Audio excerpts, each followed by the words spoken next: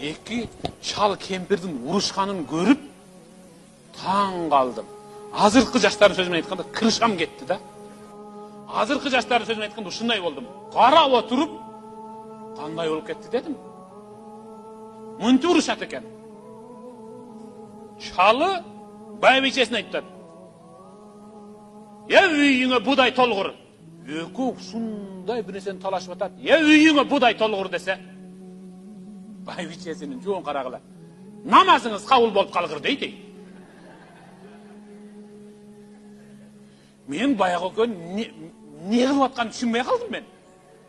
Урушуп атабы, эмне жаңылмача айтып, таусмак айтышып атабы. Кара. Элестетин. Ушул аксакал байбичесине үйүңө будай толуп калгыр. Үйүңө будай толуп калгыр деп ошол жерде карга деле. Экөө өтүп кетти. Намазыңыз кабыл болгур деле. Ошол аксакал саждада жан берди.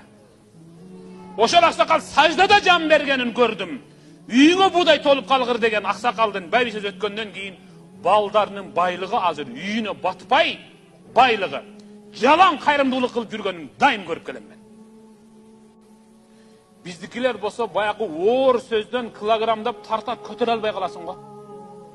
Шундай жаман сөздү Аллах оозун толтуруп берет, каякка ырктышың билбей каласың. Ошо менен тең болуп жашап каласың да.